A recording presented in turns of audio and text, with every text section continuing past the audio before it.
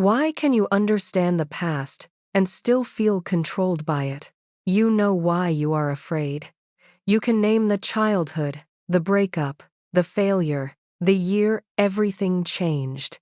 You have explained it so many times that the story sounds almost finished. But your body still braces when someone gets close. You still panic when life becomes uncertain. You still react to an old danger inside a room where it no longer exists.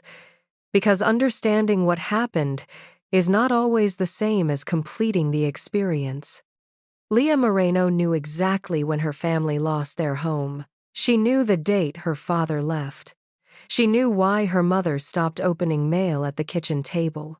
What she did not know was why one unopened box could still make her hands shake 18 years later. Hi, I'm Sarah, and this is Wise Mind Stories. In this episode, you'll learn why unprocessed emotion keeps returning through the body, why letting go is not the same as forgetting, and how healing may require building a self who does not need the old pain to explain who she is. The box. On Sunday afternoon, Leah knocked on Rosa's door. Her mother opened it wearing yellow cleaning gloves. "You have a key. I wanted to knock." Rosa looked past her. "Where's Daniel?" "Staying with Mateo." The concern on Rosa's face arrived before she could hide it. "What happened?" "The short version? Me." Rosa removed the gloves and placed them on the entry table. They sat in the kitchen. The same oak table had been refinished twice, but Leah could still see the pale circle where her father once set a hot pan directly on the wood. Javier Moreno had built custom furniture in a garage behind their first home. By the time Leah was 14, he employed 12 people. He bought Rosa a green station wagon. He took the family to the mountains on Sundays and talked about opening a second workshop. For 2 years, success filled the house. Then a major client failed to pay. Debt followed debt. Javier borrowed against the house. He hid letters in a drawer. By the time Rosa understood the scale of it, the house was already gone. 3 months later, Javier moved to Arizona for work. He called at first, then less, then mostly on birthdays. Leah had turned the story into a lesson she could control. Never celebrate too early. Never depend on another person's plan. Never let a small problem become the one you missed. Rosa poured coffee. "You came here to ask about your father?" It was not a question. Leah looked toward the hallway. "Do you still have his things?" Rosa's eyes moved to the basement door. The body remembers the alarm. Brianna Wiest writes about trauma and unresolved emotion as experiences carried not only in thought, but in the body. The precise biology of trauma is complex, and a book summary is not a clinical diagnosis. But the lived pattern is recognizable. The nervous system can learn an alarm, then activate it when the present resembles the past. A tone of voice, an unopened bill, a partner considering another city. A successful moment that looks too much like the scene before an old collapse. The conscious mind says, "This is different." The body says, "I remember what happened next." This is why explanation alone may not produce release. You can know the origin of a pattern and still reenact it under stress. You can forgive someone intellectually while your shoulders tighten at their name. You can decide you are safe while your breathing prepares for danger. The past is not only what you remember, it is what your body keeps expecting. Rosa carried a cardboard box upstairs. Dust had gathered under the folded flaps. Inside were Javier's invoices, a tape measure, photographs from the workshop, and a stack of letters tied with blue string. Each envelope had Leah's name on it. None had a stamp. "What are these?" Rosa sat across from her. "Letters he sent me to give you." "Why didn't you?" "Because he wrote beautiful apologies and kept making the same choices." Leah touched the first envelope. You didn't get to decide whether I read them. I was trying to protect you."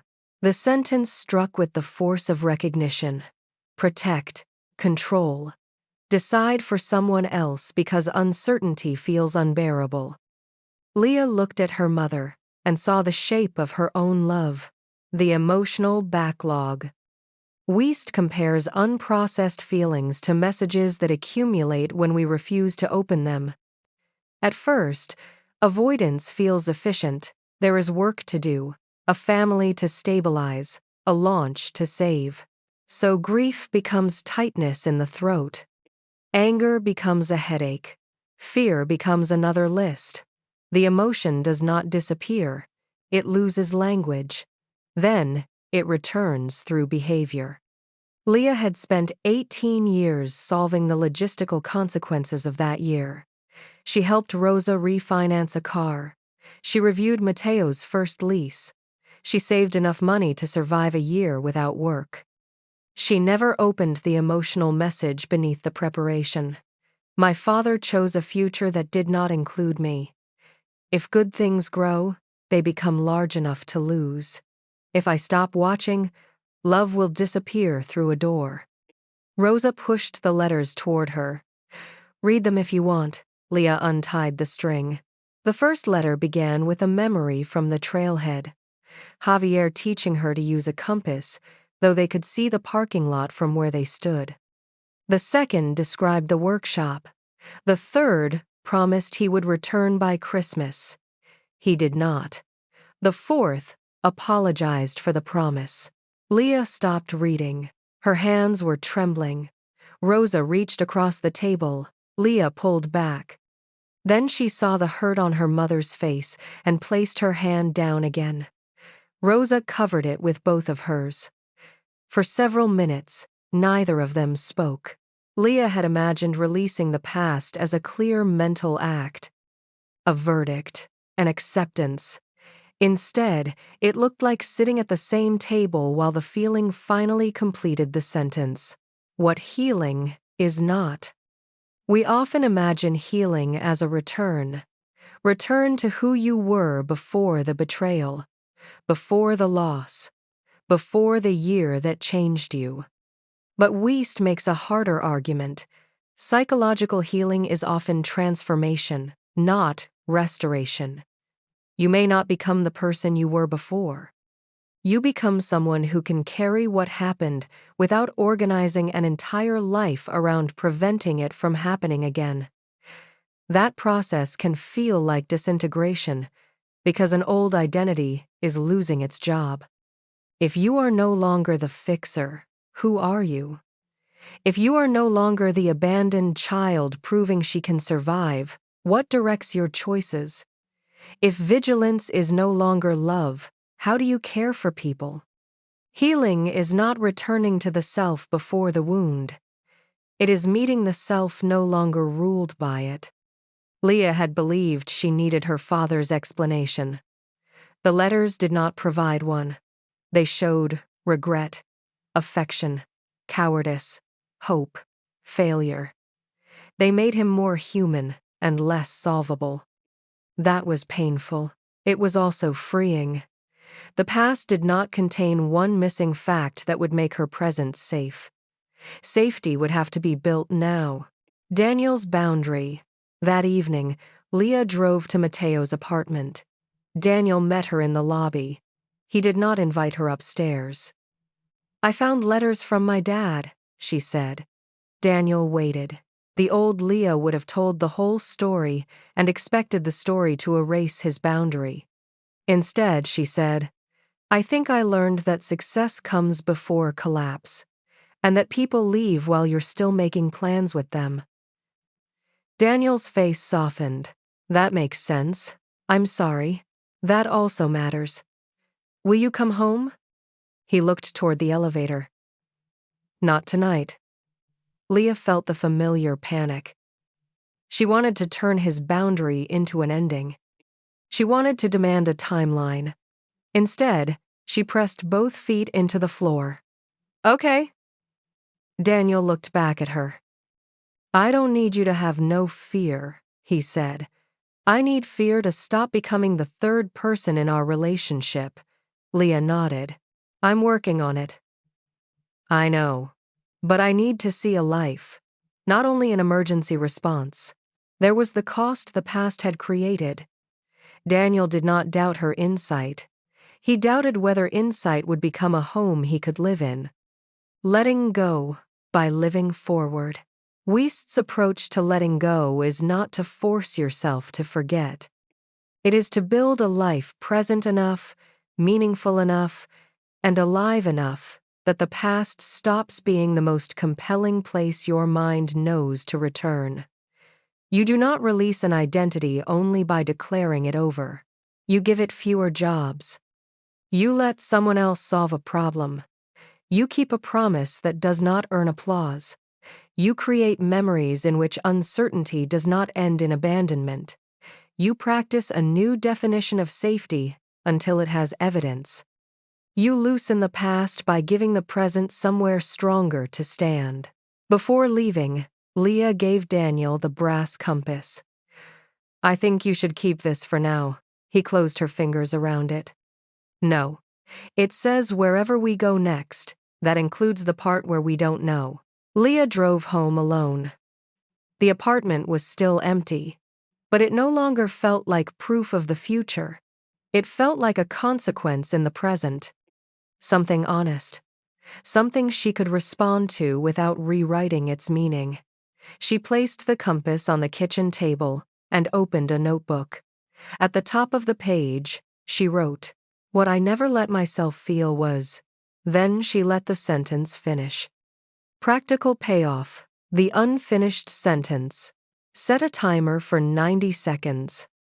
Write this sentence. What I never let myself feel was... Keep writing without correcting, explaining, or making the feeling reasonable. Do not turn it into a lesson. Do not decide what it means about your future. Let the emotional message have language. If the memory feels overwhelming or connected to significant trauma, stop and seek support from a qualified mental health professional. The exercise is for gentle awareness, not forced exposure. The goal is not to solve the past in 90 seconds.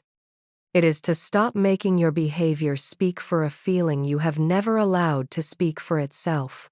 Sarah, closing. You can understand your history and still need to feel what your explanations helped you avoid. Letting go does not mean the past becomes unimportant. It means the past no longer gets to design every room in your future. Tonight, try the unfinished sentence. Give one feeling 90 seconds of honest language. If you want to continue this season, subscribe to Wise Mind Stories. Leah had spent years building her life around preventing the old collapse. Now that she could see the pattern, an unfamiliar emptiness appeared. Without the crisis, the control, and the identity of the person who saves everything, what would she build next? And could a powerful realization survive an ordinary Monday morning? Next episode teaser.